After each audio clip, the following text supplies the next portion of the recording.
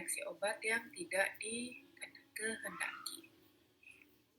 Nah, topik hari ini itu ada definisi adverse drug reaction, kemudian ada insidensi dari ADR ya, kemudian ada jenis ADR, cara mengenai ADR, kemudian ada kategori kejadian ADR, kemudian bagaimana kita melaporkan ADR sebagai seorang tenaga farmasi, dan peran tenaga kesehatan dalam pencegahan adverse drug reaction. Kita masuk pertama adalah perihal definisi ya. Jadi reaksi obat yang tidak dikehendaki ini berdasarkan WHO definisinya merupakan a response to a medicine which is noxious and unintended and which occur at dose normally used in a man. Jadi merupakan reaksi obat yang tidak dikehendaki. Ini merupakan respon terhadap obat-obatan yang mana noxious itu tidak menyenangkan ya, kemudian tidak diharapkan, dan munculnya itu adalah pada dosis lazim yang digunakan pada manusia. Jadi adverse drug reaction itu bukan merupakan efek toksik. Ya, kalau efek toksik itu kan efek obat apabila obat tersebut diberikan dalam dosis yang berlebihan, tapi ini adalah dosisnya sama seperti yang digunakan pada dosis lazim untuk manusia. Kemudian reaksi yang muncul itu adalah reaksi yang membahayakan dan tidak menyenangkan.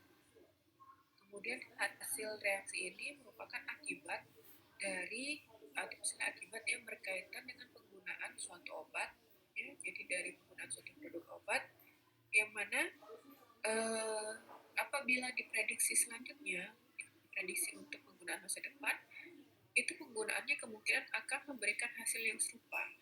Jadi adverse drug reaction itu biasanya efeknya berulang. Ya. Kalau misalnya seorang pasien itu mengidap reaksi alergi terhadap golongan penisilin, maka setelah yang sekarang di treatment, besok kalau misalnya di masa depan dia mendapatkan obat yang sama, kemungkinan reaksi itu akan muncul kembali. Sehingga hal ini harus dicegah dengan melakukan terapi atau misalnya melakukan perubahan.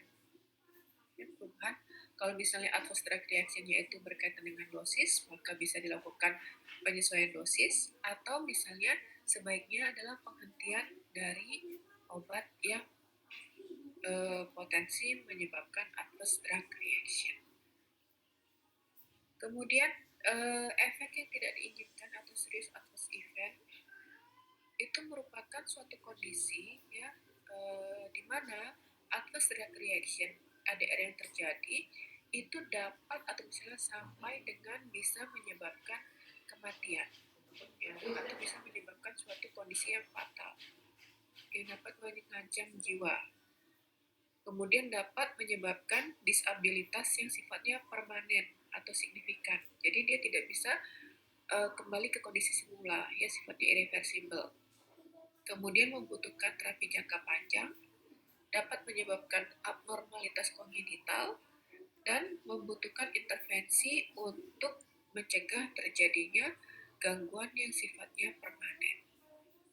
Jadi adverse drug reaction itu ada yang sifatnya mungkin ringan, sedang, tapi kalau fatal, kalau misalnya dia serius, ya itu biasanya fatal dan mengancam jiwa dan menyebabkan disabilitas yang sifatnya permanen. Kemudian adverse drug reaction ini merupakan suatu kondisi ya, adverse drug event itu merupakan suatu kondisi yang mungkin bersinggungan dengan medication error. Jadi ada kejadian adverse drug event atau adverse drug reaction yang bisa terjadi karena misalnya medication error. Begitu pula medication error itu dapat menyebabkan terjadinya adverse drug event atau adverse drug reaction.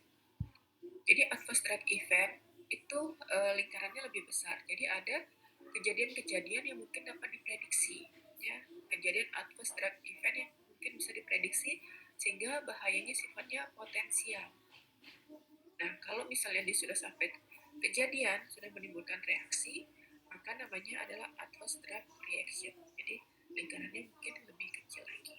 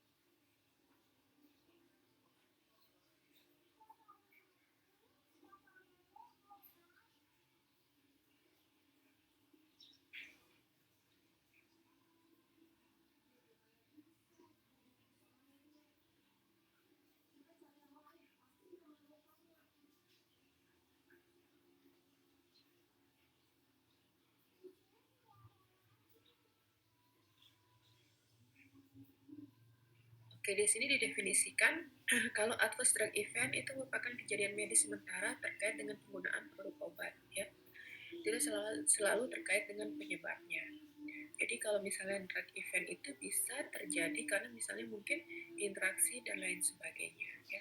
Sedangkan adverse drug reaction itu merupakan respon obat yang berbahaya dan tidak disengaja terjadi pada dosis yang biasanya digunakan pada manusia atau untuk profilaksis, diagnosis atau terapi penyakit atau untuk modifikasi fungsi fisiologis. Jadi di sini event itu merupakan suatu kejadian, ya, dan sifatnya sementara terkait dengan penggunaan suatu obat. Jadi bisa saja, oh ini obatnya seperti ini, kemudian kemungkinan terjadinya infeksi dari alergi dilihat dari rekam medik pasien itu bisa dihandle sebelum obat tersebut menimbulkan reaksi.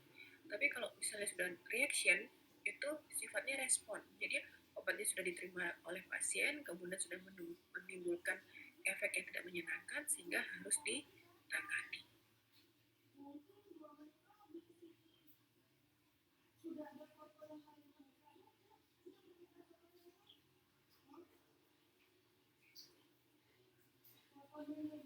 Kemudian untuk insidensinya, ya, untuk insidensi dari adverse drug reaction itu merupakan penyebab keempat sampai keenam dari mortalitas yang ada di Amerika.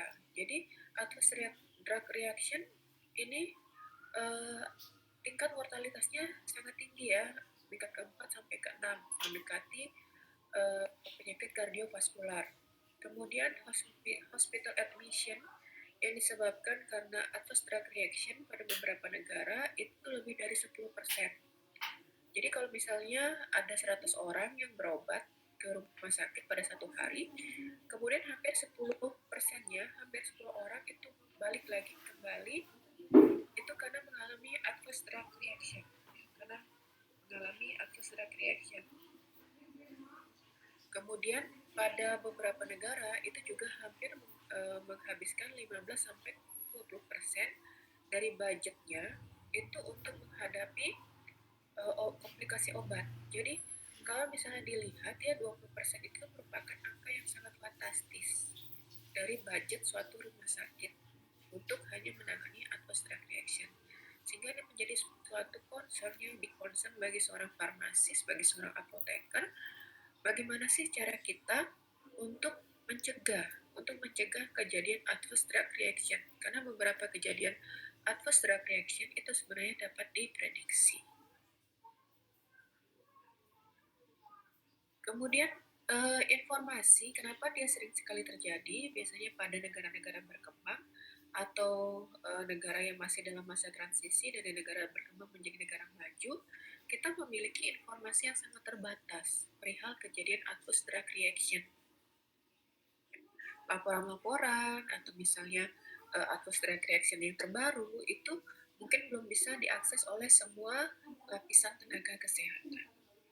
Ya.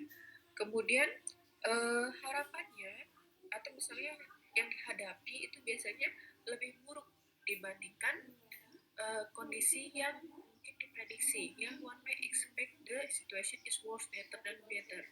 Jadi range dari kejadian ADR itu bisa sampai hanya ringan, ya mungkin hanya gatal, ruam, atau rasa tidak enak, ya seperti itu, sampai dengan bisa menyebabkan shock anafilaksis. Ya. Nah, masalah-masalah ini biasanya bisa terjadi juga karena adanya kekurangan prosedur atau misalnya kekurangan apa ya istilahnya kebijakan yang berkaitan dengan regulasi obat, termasuk di dalamnya adalah bagaimana kita melaporkan kejadian adverse drug reaction terhadap pihak terkait. Jadi misalnya nih, di suatu rumah sakit ya di Indonesia itu biasanya cenderung kalau misalnya kita menghadapi suatu kasus yang berkaitan dengan obat, tenaga kesehatan itu sudah takut sendiri. Aduh, sebentar lagi dituntut nih. Karena misalnya malpraktek, misalnya seperti itu. Ya. Kemudian edukasi kepada masyarakat kita juga mungkin masih rendah. Jadi apa-apa saja ya kalau misalnya berkaitan dengan begitu dikasih obat, ada reaksi tidak dikehendaki, langsung ini salahnya tenaga kesehatan. Padahal nggak semua seperti itu. Ada jenis ADR yang memang tidak bisa diprediksi, yang merupakan respon individual. Nah, kadangkala karena ketakutan tenaga kesehatan itu sendiri, kemudian tidak adanya payung hukum yang jelas perihal perlindungan terhadap tenaga kesehatan, akhirnya kalau ada kejadian-kejadian yang berkaitan dengan ADR, itu tidak dilaporkan dengan baik. Sehingga nanti kejadian ini tidak diketahui oleh pihak-pihak yang memang berkepentingan terhadap laporan tersebut. Ya, akhirnya lama-kelamaan kasus-kasus ADR itu sebenarnya banyak tapi tidak terlihat atau tertutupi karena tidak dilaporkan. Itu juga menjadi suatu masalah kenapa bisa muncul kejadian ADR yang berulang. Kemudian adik-adik kita masuk ke jenis ADR. Jadi berdasarkan tipenya, ADR itu secara umum ya, nanti ada tipe yang lain lagi ya. Secara umum dia dapat dibedakan menjadi dua tipe. Ada ADR tipe A dan ADR tipe B. Apa perbedaannya? Perbedaan dasar itu adalah kalau ADR tipe A itu biasanya dapat diprediksi. ADR tipe A itu biasanya efek tambahan yang berkaitan dengan efek farmakologi obat dan biasanya bergantung dosis. Jadi makin tinggi dosis, maka kemungkinan ADR-nya itu mungkin makin bertingkat, makin meningkat. Nah, contohnya di sini itu adalah hipotensi ortostatik pada pasien antihipertensi. Jadi pasien yang mendapatkan antihipertensi, salah satu efek yang tidak diinginkan itu adalah kejadian hipotensi. Yang tekanan darahnya itu turun dan tiba-tiba dengan adanya perubahan posisi tubuh. Nah, hal ini dapat kita prediksi. Kenapa? Karena namanya antihipertensi. Maka kemungkinan yang tidak diinginkan adalah hipotensi. Sama misalnya dengan obat antidiabetik. Maka kejadian ADR yang tidak diinginkan adalah hipoglikemia.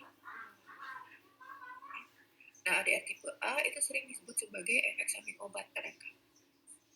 Kemudian ada ADR tipe B. ADR tipe B ini merupakan adverse drug reaction yang tidak umum dan tidak dapat diprediksi. Jadi dia bukan merupakan efek yang berkaitan dengan farmakologi suatu obat. Dan untuk ADR tipe B itu biasanya tidak tergantung dosis dan hanya mempengaruhi kelompok kecil dari populasi. Contoh yang paling nyata itu adalah reaksi hipersensitivitas. Ya, saya mungkin nggak ada reaksi alergi terhadap penggunaan obat eritromisin, tapi ternyata anak saya itu alergi terhadap melakukan obat eritromisin. Padahal kalau dilihat kan masih ada blood related ya, tapi memang itu adalah pengaruh individual. Reaksi hipersensitivitas itu adalah pengaruh individual yang mungkin berbeda dari satu individu dengan individu yang lain. Itu adalah secara garis besar. Kemudian secara spesifik ADR itu ada dibedakan menjadi 6 tipe. Ya, 6 tipe.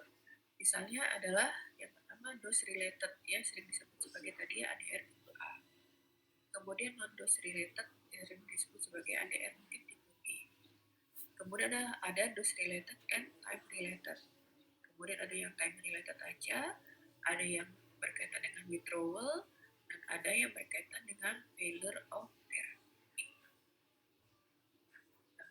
Yang pertama itu adalah augment, ya. Jadi augment ini adalah ADR tipe A yang dose related, dan kejadiannya itu biasanya sering. Yang paling sering terjadi, nah ini berkaitan dengan efek farmakologi suatu obat, ya. Biasanya adalah respon farmakologi yang berlebihan. Karena dia berkaitan dengan efek farmakologi suatu obat, maka dia biasanya dapat diprediksi, dia mudah. Kemudian tingkat mortalitasnya rendah. Nah, contohnya kayak kalau yang tadi misalnya terjadinya hipotensi karena pemberian antihipertensi. Maka kejadian yang lain itu mungkin adalah terjadinya perdarahan pada saat penggunaan warfarin. Ya, kejadian perdarahan pada saat penggunaan warfarin. Atau depresi pernafasan karena penggunaan opioid. Ya, kita tahu warfarin itu merupakan antikoagulan. Sehingga nanti kalau misalnya dia berlebihan atau responnya itu berlebihan dapat menyebabkan perdarahan. Opioid itu dapat menyebabkan depresi pada sistem saraf pusat.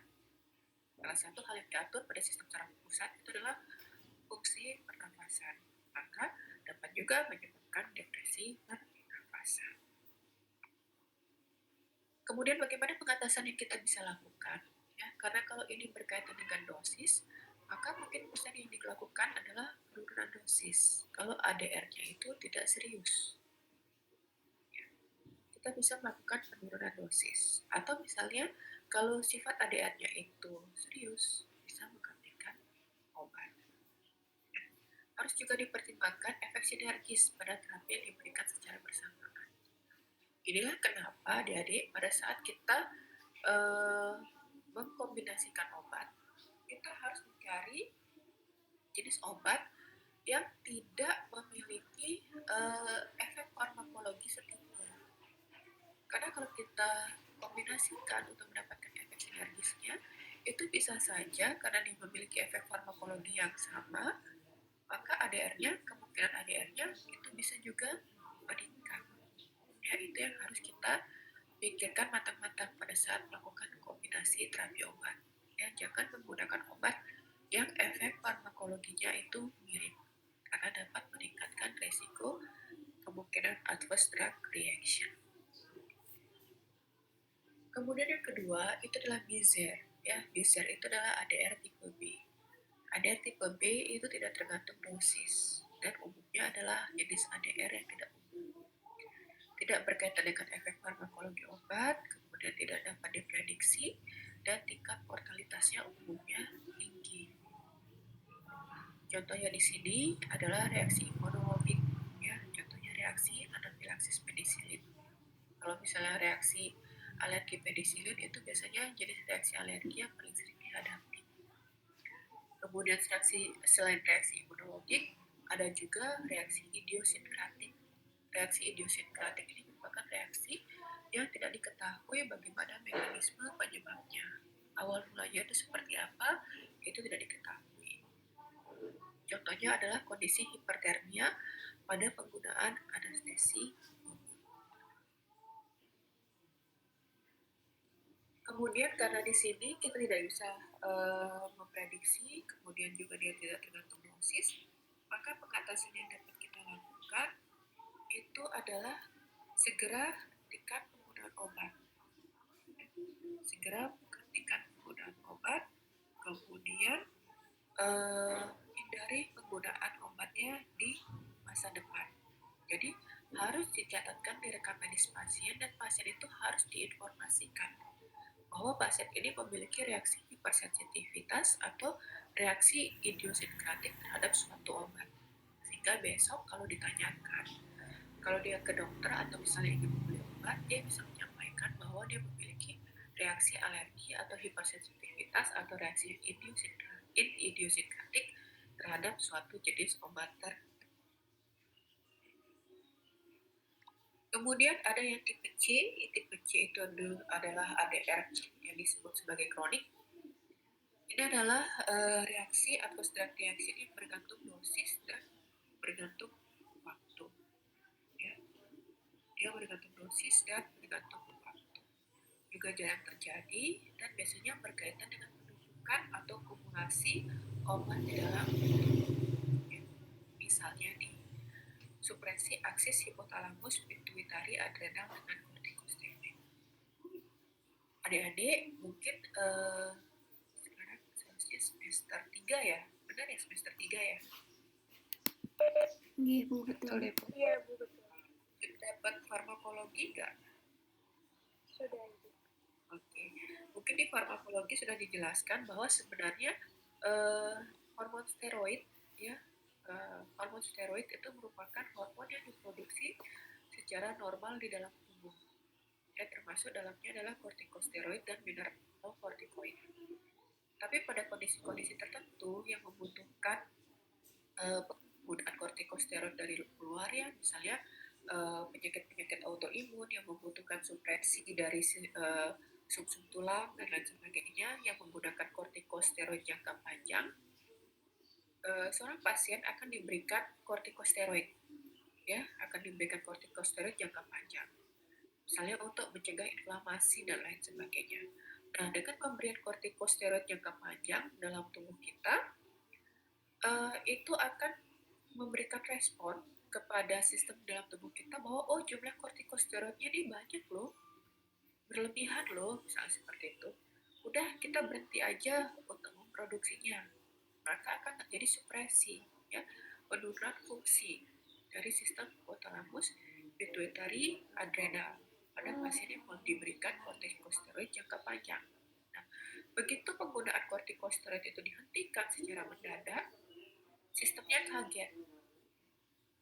Ya, sistemnya kaget. Nah, kalau sudah sistemnya kaget, maka akan terjadi kekacauan terhadap homeostasis di dalam tubuh. Nah, ini dapat menyebabkan suatu reaksi ADR. Nah, di sini bagaimana caranya untuk mencegah hal tersebut? Maka kita harus melakukan pengurangan dosis atau menghentikan dosis obat. Ya, apabila penggunaan suatu obat itu dapat digunakan jangka panjang dan kita ketahui bahwa profilnya itu dia dapat terakumulasi. Ya, ini terutama adalah untuk obat-obat yang sangat suka sama lemak, yang sifatnya lipofilik. Kemudian hal lain yang dapat kita lakukan adalah titrasi dosis secara perlahan. Ya, jadi pelan-pelan pada saat meningkatkan dosis atau menurunkan dosis. Nah, di mana nanti reaksi withdrawal ya, reaksi withdrawal itu adalah apabila obat itu dihentikan secara tiba-tiba, itu bisa berlangsung lama. Jadi kalau misalnya mau naikin dosis juga kita pelan-pelan, menurunkan dosisnya itu juga kita lakukan perlahan. Kemudian tipe ADR yang lain itu adalah ADR tipe D. ADR tipe D ini merupakan ADR yang bergantung waktu. Kalau tadi ya bergantung dosis dan bergantung waktu, yang delay ini bergantung waktu selanjutnya. Ya, jarang terjadi dan biasanya bergantung dosis. Tapi dosis di sini maksudnya adalah dosis maintenance-nya. Kemudian munculnya ini jelas tampak itu setelah biasanya mungkin saja setelah obat itu selesai digunakan. Contohnya adalah reaksi teratogenis atau karsinogenis. Ya. Nah, kalau ibu hamil itu mengkonsumsi obat yang sifatnya teratogenis, maka baru kelihatan reaksi teratogenis itu adalah begitu bayinya lahir.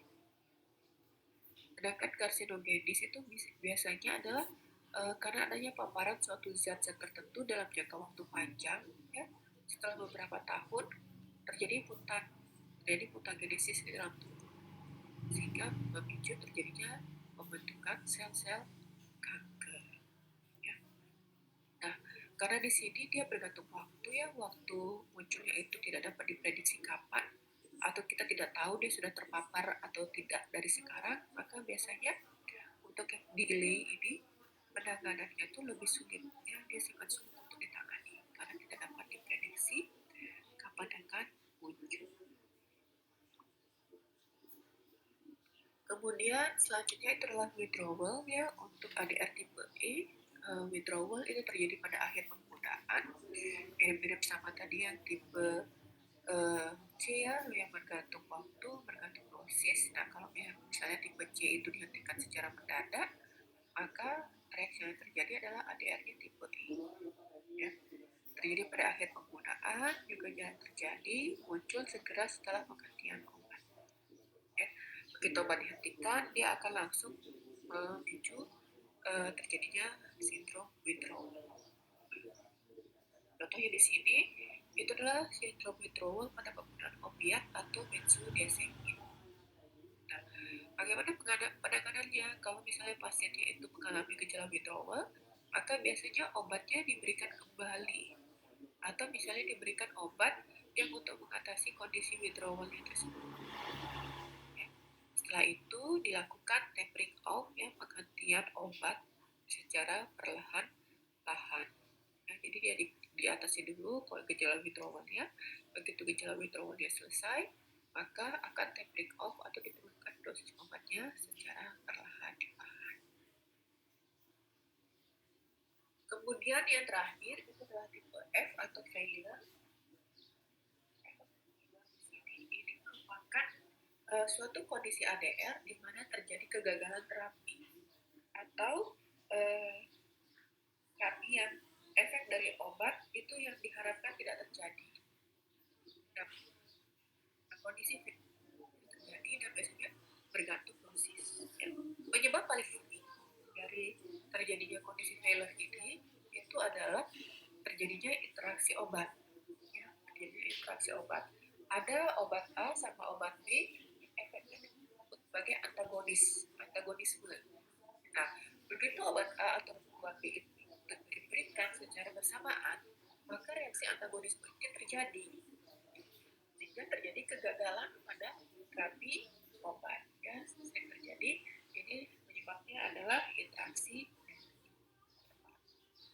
Kemudian contohnya di sini itu adalah resistensi antimikroba, ya, resistensi antimikroba karena misalnya antibiotik yang diberikan itu ternyata mikroba patogen yang ada di sana itu resisten, sehingga terjadi kegagalan terapi. Ya, jadi interaksinya adalah antara obat dengan kondisi patologis dari orangnya. Kemudian dosis kontrasepsi yang tidak adekuat, ya, misalnya adanya penggunaan obat-obat atau misalnya ada obat lain yang digunakan secara bersamaan sehingga perlu dilakukan peningkatan dosis.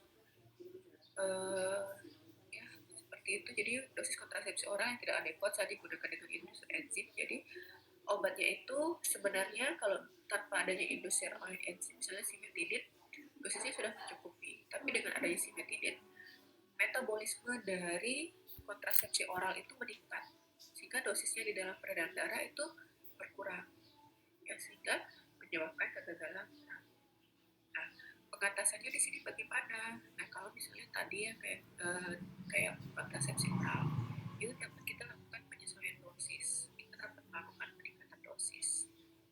Kemudian pertimbangkan efek dari kombinasi. Jadi kalau sifatnya antara satu obat dengan obat yang lain itu adalah antagonisme, maka hindari penggunaannya. Contohnya nih, penggunaan antihipertensi golongan beta blocker. Ya, beta blocker, ada antihipertensi golongan beta blocker. Contohnya atenolol. Ya, dia kerjanya adalah dengan memblok reseptor beta. Di sisi lain, pasien juga mendapatkan obat asma, ya, agonis beta. Kebetulan pasiennya adalah hipertensi dengan asma. Dia mendapatkan salbutamol. Salbutamol ini merupakan obat beta agonis. Nah, antara agonis sama antagonis pada reseptor yang sama, pada reseptor beta, itu saling berlawanan. Sehingga nanti bisa saling meniadakan efek obat. Tekanan darah yang tidak terkontrol, asmanya juga tidak dapat ditahan. Ya, itu contohnya untuk yang pilot. Nah, bagaimana cara kita untuk mengenali adverse drug reaction? Bagaimana cara kita mengenali adverse drug reaction? Yang pertama, pastikan bahwa obat yang diorder adalah obat yang diterima dan obat tersebut adalah obat yang diminum oleh pasien pada dosis yang telah disesuaikan.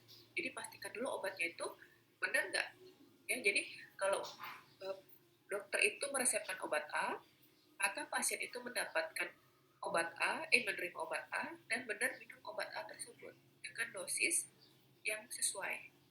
Karena kita memastikan bahwa oh ternyata benar karena obat A. Jangan sampai pasiennya, dokternya meresepkan obat A, benar pasiennya menerima obat A, tapi di rumah pasien tersebut selain mengkonsumsi obat A juga mengkonsumsi obat C, D, E, F, G misalnya gitu. Itu sulit untuk kita mendeteksi kejadian ADR. Kemudian verify, jadi pastikan konsep dari ADR itu muncul. Jadi pastikan bahwa obat atau misalnya ADR tersebut, ya, jadi ADR tersebut muncul pada saat setelah minum obat. Ya, verify that the onset of the suspected ADR was after the drug was taken. Jadi pastikan oh dia munculnya itu setelah minum obat. Jangan sebelumnya. Jadi dia sebelum minum obat sudah merasakan hal tersebut. Ya. Hal ini harus didiskusikan secara benar-benar dengan pasien untuk misalnya mengeliminasi kemungkinan penyebab ADR yang lain, ya. Kemudian pastikan determine the time interval between the beginning of drug treatment and the onset of the event. Jadi tentukan intervalnya berapa jauh sih mulainya dari kejadian tersebut, dari dia minum obat sampai terjadinya efek obat yang tidak diinginkan. Kemudian lakukan evaluasi, ya, setelah obat itu dihentikan atau menurunkan dosis, dan monitor status pasien. Dan apabila memungkinkan, ya, misalnya jenis ADR-nya itu ringan atau misalnya masih bisa dihandle, coba ulang lagi dan monitor apakah muncul atau tidak efek yang tidak diinginkan itu lagi. Dan ini harus dilakukan dengan pengawasan tenaga kesehatan, jangan pas pasien itu pulang. Jadi kalau misalnya mau pulang kembali penggunaan obat, pastikan pasiennya rawat inap. Ya, ini untuk efek-efek yang bisa dihandle. Jadi kalau misalnya nanti efeknya adalah resiko anafilaksis, ya jangan. Ya, itu akan mengancam jiwa. Jadi untuk yang mungkin bisa di-handle saja. Selanjutnya, analisa kemungkinan alternatif selain dari obat. Ya, mungkin pasien tersebut bisa alami. Misalnya nih, pasien datang minum obat A, benar setelah minum obat A, dia gatal-gatal. Tapi ternyata pasien tersebut juga punya riwayat. Dia ternyata adalah alergi terhadap terbuk bunga. Padahal mungkin dia baru saja setelah minum obat, baru berkebun gitu ya, misalnya, kemudian bunganya sedang bulbul, ya. Mungkin saja ada alternatif yang lain, atau misalnya dia alergi seafood, ya, alergi seafood, sehingga mungkin dilihat cek makanannya apakah ada yang mengandung seafood atau enggak, ya, seperti itu. Kemudian gunakan literatur yang up to date dan pengalaman pribadi dari profesional kesehatan untuk memverify, untuk memastikan bahwa ini memang kemungkinan terjadi adverse drug reaction.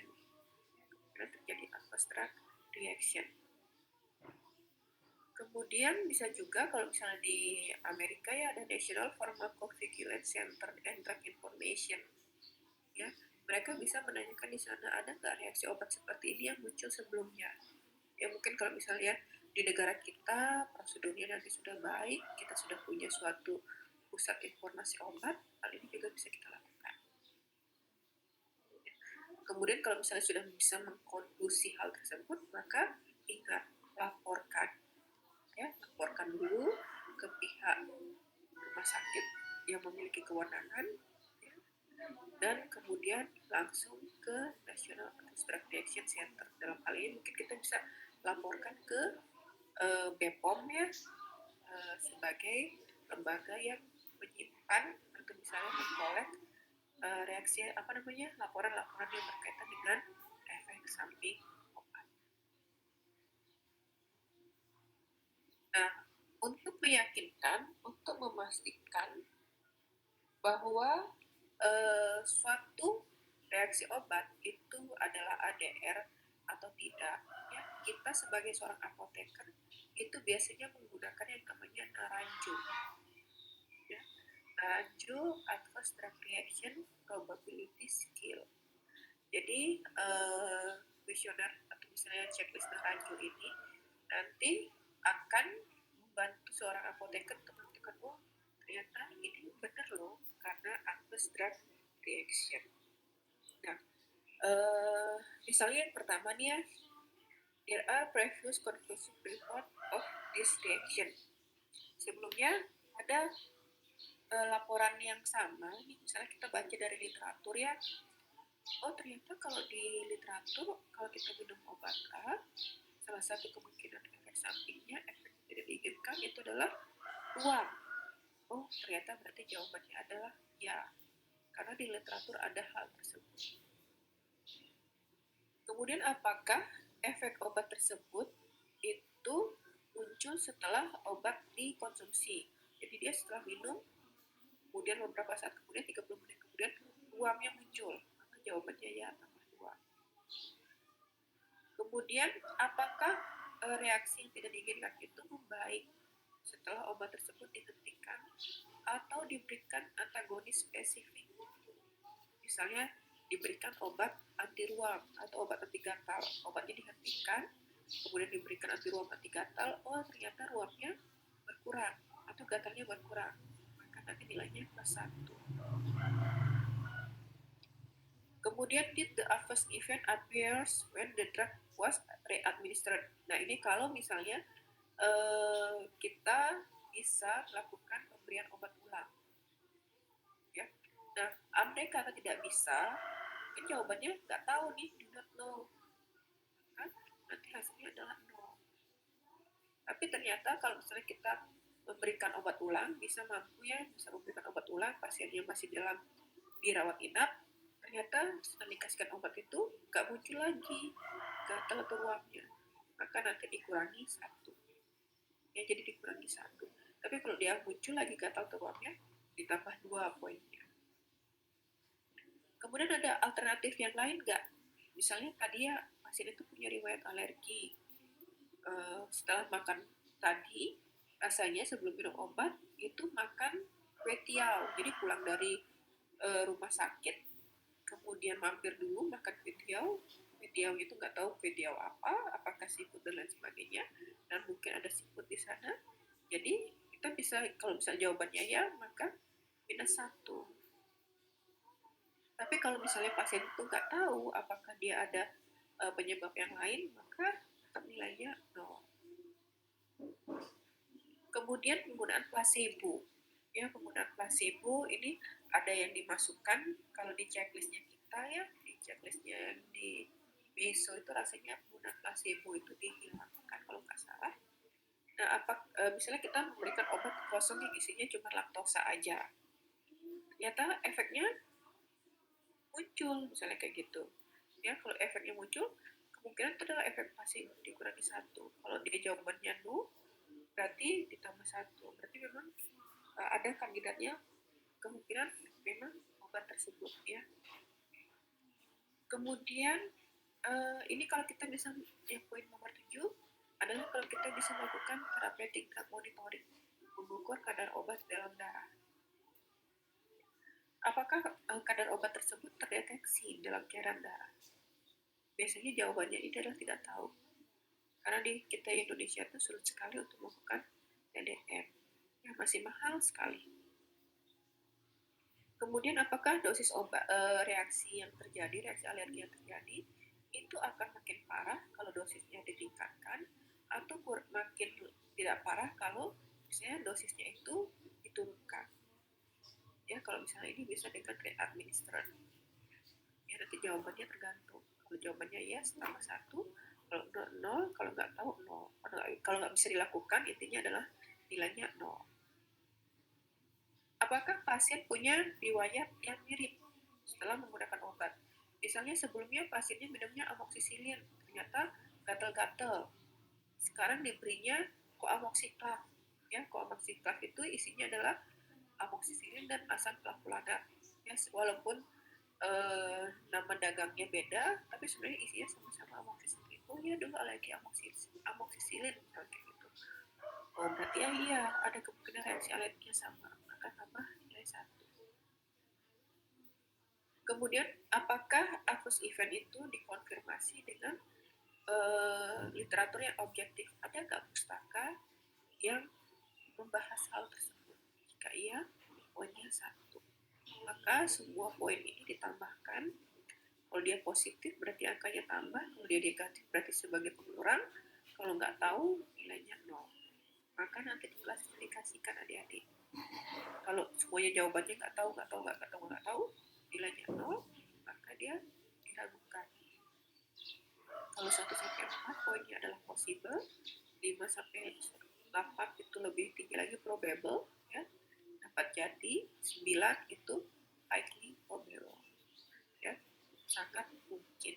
Nah ini akan menjadi dasar kita nanti untuk menjelaskan atau untuk menetapkan apakah suatu obat itu benar-benar sebagai penyebab adverse drug reaction. Kemudian ini adalah caranya dia menentukan ya, kalau misalnya dia unlikely, possible, atau probable. Nah di sini kita akan membahas sekilas kategori penyebab ADR ya. Kalau dia certain itu dia pasti, maka mungkinnya jadi certainty itu terjadi kalau clinical event or laboratory test abnormality that occur in implausible time relation to drug administration. Jadi kalau ada penanda klinis atau laboratorium yang abnormal itu memang muncul pada waktu yang memungkinkan atau waktu yang masuk akal terhadap kejadian KDR. Kemudian ini lebih pada respon to withdrawal of the drug is clinically plausible. Jadi mungkin saja terjadi karena kondisi withdrawal. Ya.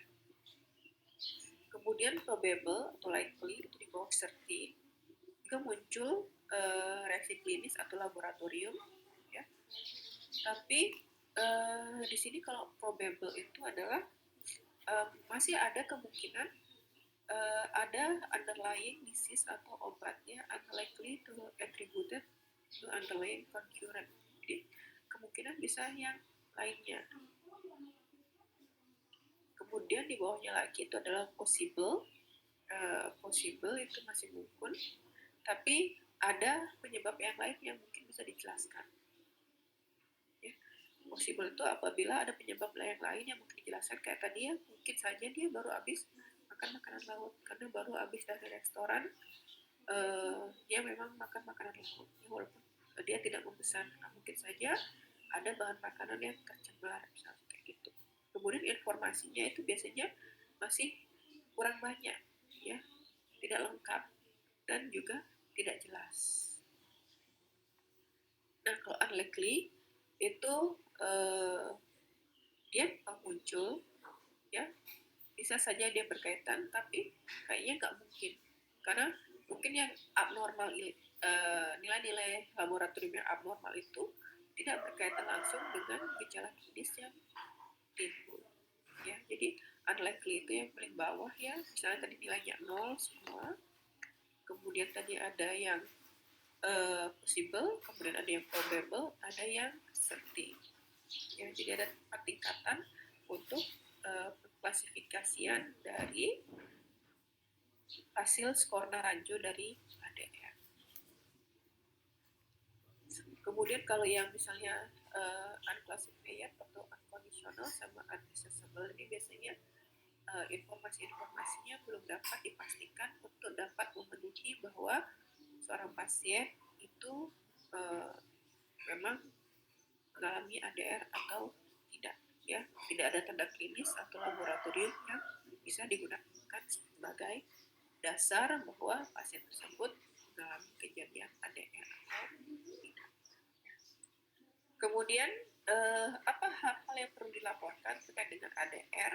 Kalau misalnya misalnya kita sudah praktek di sarana pelayanan kefarmasian, kemudian kita mendapatkan kasus ADR, maka apabila kasus ADR tersebut terjadi pada obat baru, misalnya kurang dari 5 tahun setelah pemasaran. Contohnya nih, banyak obat baru yang berkaitan dengan COVID atau yang berkaitan dengan vaksinasi. Jadi kalau kemarin begitu ada vaksin serentak, ada muncul efek yang tidak diinginkan ya, misalnya kayak kemarin, dan itu terjadi banyak, hal itu harus dilaporkan. Ya, laporkan semua reaksi yang diduga ADR termasuk reaksi minor. Contohnya kemarin beberapa melaporkan bahwa reaksinya itu adalah ngantuk atau lapar. Ya, laporin juga karena dia merupakan obat baru, vaksin baru, ya 5 tahun sebelum pemasaran. Kemudian untuk obat lama yang sudah lama di pasaran, laporkan semua dugaan ADR yang serius atau tidak terduga atau tidak biasa. Ya. Kemudian laporkan bila terjadi peningkatan frekuensi atau reaksi. Jadi tiba-tiba satu gelombang pasien itu mengalami ADR yang sama untuk obat yang sama. Laporkan. Kemudian laporkan semua ADR yang terkait dengan interaksi obat, obat makanan, atau suplemen obat makanan, termasuk untuk produk herbal dan produk pelengkap. Kemudian laporkan ADR di bidang khusus, seperti penyalahgunaan narkoba, penggunaan narkoba pada kehamilan atau menyusui, atau misalnya ADR yang terjadi pada populasi yang khusus. Kemudian laporkan bila dugaan ADR terjadi dengan withdrawal obat, ya, kemungkinan withdrawal. Kemudian laporkan ADR yang terjadi akibat overdosis atau kesalahan pengobatan, dan laporkan bila ada kurangnya efikasi atau ketika adanya kecurigaan kerusakan farmaseutika yang nampak. Jadi konklusinya adalah report all suspected adverse reaction that you consider of clinical importance as soon as possible. Jadi laporkan saja semua reaksi obat yang tidak diinginkan, ya, reaksi obat yang tidak dikehendaki, yang memang Anda rasa itu secara klinis important, ya, important secepat mungkin, as soon as possible. Jadi biasanya kalau misalnya ada kejadian ADR, adik-adik, yang pertama kali dilaporkan itu adalah pihak yang berwenang. Ya. Pihak yang berwenang dalam hal ini adalah misalnya Anda bekerja di rumah sakit, maka yang dilaporkan itu adalah yang bertanggung jawab di rumah sakit tersebut. Apakah itu komite farmasi dan terapinya atau langsung ke direkturnya sesuai dengan SOP yang ada di sana, ya, sesuai dengan SOP yang ada di sana. Kemudian kalau misalnya memang tidak ada SOP, misalnya Anda kerjanya di apotek, maka kita bisa menggunakan form BESO, laporan BESO yang ada di BPOM untuk melaporkan langsung ke BPOM. Ya. Nah, selanjutnya apa sih peran tenaga kesehatan dalam hal ini, dalam pencegahan mungkin atau penanggulangan ADR?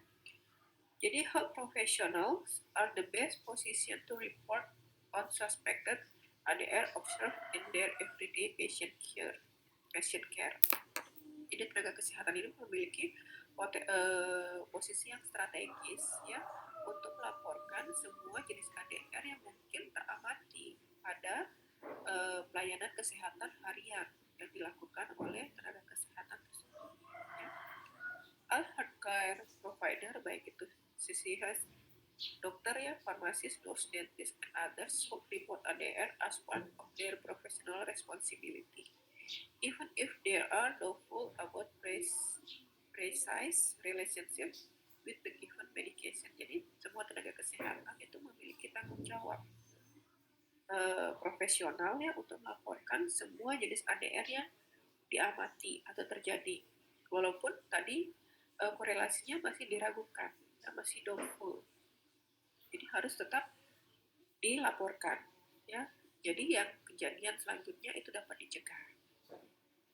Jadi tenaga kesehatan itu you can reduce the suffering and save thousands of patient life by doing one thing: report suspected adverse reaction. Jadi adik-adik nanti ya mohon diingat ini masih semester awal, masih semester 3, tapi Anda bisa menyelamatkan berbagai macam nyawa ya, atau misalnya kemungkinan penderitaan yang lainnya, kejadian-kejadian tidak menyenangkan yang lain dengan melakukan pelaporan terhadap adverse drug reaction ya, walaupun itu masih doubtful.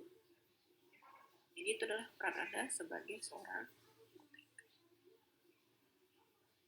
Nah, mungkin itu saja yang bisa saya sampaikan. Kita masih ada punya waktu sekitar 8 menit. Apakah ada yang ingin ditanyakan atau apakah ada yang ingin disampaikan? Saya persilakan. Ibu, mohon izin bertanya, Bu. Ya, silakan. Iya, Bu. Perkenalkan, nama saya Kadeknya Pratiwi 3. Jadi, tadi Ibu sempat menjelaskan bahwa ADR itu bisa terjadi karena medication error itu, Bu. Nah, yang saya ketahui antara medication error dan ADR itu adalah dua hal yang berbeda. Seperti itu, Bu. Nah, mengapa hal tersebut bisa terjadi, Bu? Mengapa bisa medication error ini menyebabkan ADR? Dan kalau medication error ini yang menyebabkan ADR, mengapa itu tidak masuk ke medication error? Seperti itu. Terima kasih. Ya, terima kasih sekali Yunia, pertanyaan yang bagus sekali ya. Nah, kalau misalnya seperti itu kita lihat tadi bahwa sebenarnya kalau medication error sama ADR itu memang dua hal yang berbeda. Medication error itu merupakan error yang terjadi karena biasanya ada pengaruh human di sana. Ya, ada pengaruh human. Sedangkan ADR itu lebih karena efek dari obatnya, efek dari suatu obat. Kenapa bisa ada irisan? Jadi kalau misalnya adik-adik ingat tadi ya yang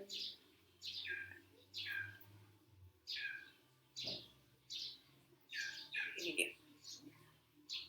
Ada irisan antara medication error dengan ADR, ya, apakah itu adverse drug event atau adverse drug reaction, ada irisan di sana. Ya. Kalau secara definisi, medication error itu memang definisinya berbeda dengan adverse drug reaction. Dia merupakan dua hal yang berbeda.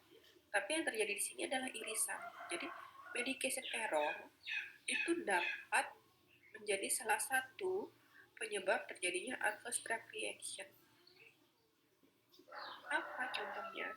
Kayak misalnya tadi, kegagalan terapi, adverse drug event yang tipe F, di mana adverse drug event yang tipe F itu salah satu penyebabnya misalnya interaksi obat. Nah, seharusnya interaksi obat itu dapat dicegah, ya, dapat dicegah.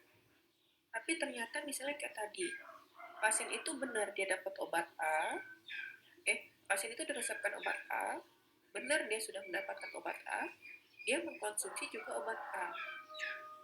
Tapi ternyata tanpa pengetahuan misalnya ya, tanpa pengetahuan tenaga kesehatan, ternyata pasien itu juga mengkonsumsi obat B. Cuma obat tradisional. Maka terjadilah interaksi obat di sana. Kebetulan obat tradisional tersebut memiliki efek yang sinergis dengan obat yang diperoleh pasien. Maka mungkin terjadi efek sinergis. Misalnya tadi ya, ada obat tradisional yang memiliki efek potensial untuk menurunkan tekanan darah. Pasiennya mengkonsumsi obat antihipertensi. Maka bisa terjadi kegagalan terapi, bukan tekanan darahnya turun ke kondisi normal, tapi malah terjadi hipotensi. Nah, itu namanya medication error. Ya, karena ada pengaruh dari human di sana. Apakah itu termasuk error atau lapse? Ya, kegagalan misalnya menaati aturan penggunaan yang sesuai, atau kegagalan dalam hal pengkonsumsian suatu obat. Jadi di sini medication error itu memang berbeda dengan adverse drug reaction, tapi bisa jadi terjadi irisan di sana. Ada medication error yang mungkin dapat memicu kejadian adverse drug reaction.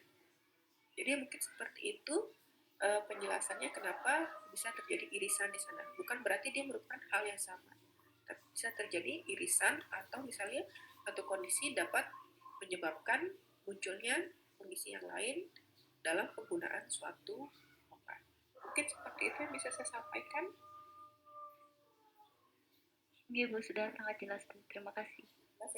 Oke. Kita punya waktu 4 menit lagi. Apakah ada yang ingin ditanyakan lagi? Kalau tidak ada yang ingin ditanyakan, adik-adik saya juga sudah mengirim ya penjelasan dari Naranjo. Jadi di sini saya kasih contohnya yang Atlas Drug Reaction Probability Scale in Drug Induced Liver Injury ya. Tapi di sini kita bacanya secara umum saja ya, secara umum saja. Jadi dia di sana sudah dijelaskan secara jelas ya. Apa yang dimaksud dari question nomor 1 ya. Jadi there are previous percussive report in this reaction. Answer yes jika apa-apa-apa. Answer no jika apa-apa-apa. Answer do not know apabila apa-apa-apa. Yaitu ada penjelasan yang lebih rinci yang bisa mungkin adik-adik baca nanti sambil mengerjakan studi kasus. Mungkin ada lagi, silahkan.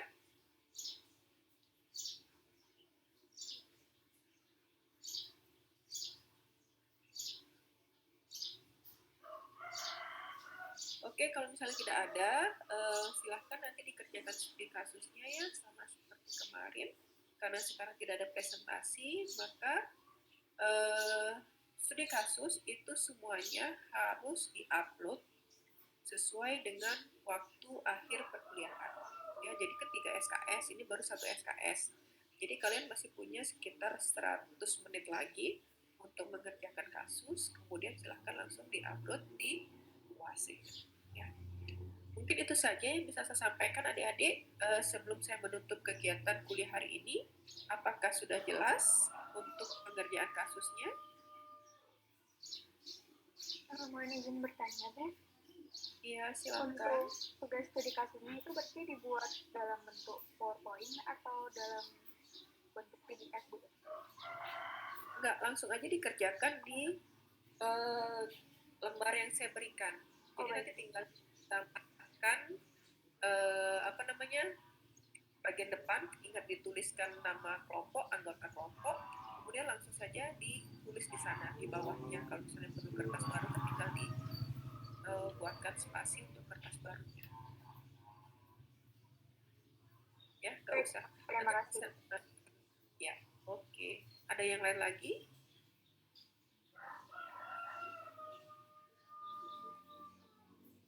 Baik, kalau misalnya tidak ada, terima kasih atas kehadirannya ya. Semoga apa yang kita pelajari hari ini dapat bermanfaat.